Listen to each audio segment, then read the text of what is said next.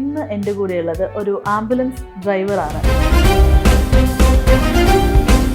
Shirt പോലും ഇടാതെ ഒരു ആംബുലൻസ് ഡ്രൈവർ ഇങ്ങനെ ഒരു കുട്ടീനെ കൊണ്ട് ഓടുന്ന ഒരു സീൻ ഞാൻ കണ്ടിട്ടുണ്ട്.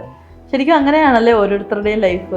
പിന്നെ ഉറപ്പായിട്ടും. ഇപ്പൊ തന്നെ ഈ കഴിച്ചുകൊണ്ടിരിക്കുന്ന സമയത്ത് ഇപ്പം ഫുഡ് ഓർഡർ ചെയ്തിട്ട് ഞാൻ പോലും പലപ്പോഴും ഫുഡ് ഓർഡർ ചെയ്തിട്ട് പൈലോട്ട് വെക്കാൻ വന്ന ആ ടൈമിൽ കോൾ വന്നിട്ട് അത് കളഞ്ഞ് കൈയും കഴുകി പോയിട്ടുണ്ട്. കുളിക്കാൻ കയറി നിന്ന് കുളിച്ചിറങ്ങി സോപ്പും പഴയ ഡ്രസ്സും ഷർട്ടും ഒക്കെ വാരിയിട്ട് ഓടിക്കാൻ അവസ്ഥകളുണ്ട്.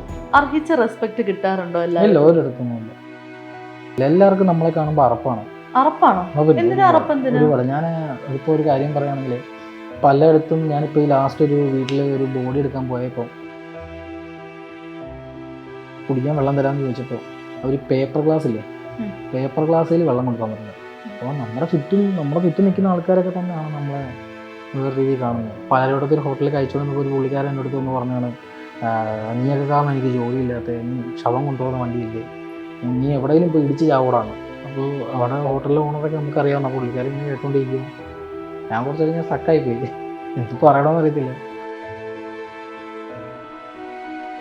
ചില ബോഡീസ് നമ്മൾ എടുക്കുന്ന സമയത്ത് എൻ്റെ കൈ മുറിയാറുണ്ട്. അതുപോലെ തന്നെ ഈ ബോഡിയായിട്ട് വണ്ടിയും കൊണ്ട് പോകുന്ന സമയത്ത് കുറേ അനർത്ഥങ്ങൾ സംഭവിക്കുക, നമ്മൾ എക്സ്പെക്ട് ചെയ്യാത്ത കാര്യങ്ങൾ സംഭവിക്കുക. പൂച്ച കുറുകിയാടുക, വണ്ടികൾ കൊണ്ട് ക്രോസ് വെക്കുക, നമ്മൾ ഒട്ടും പ്രതീക്ഷിക്കാത്ത പണികൾ, വണ്ടി ഓഫായി പോവുക. ചില നിഴലുകൾ ഇങ്ങനെ വണ്ടിയിൽ ക്രോസ് പോകാൻ തോന്നും, ആളുകൾ എടുത്ത് നിൽക്കുന്ന പോലെ തോന്നും. ചില ആൾക്കാർ അവിടെ നിന്ന് ഇങ്ങനെ വരുന്നതൊക്കെ തോന്നും. വെറൈറ്റി ആയിട്ടുള്ള തോന്നലുകളുണ്ട്.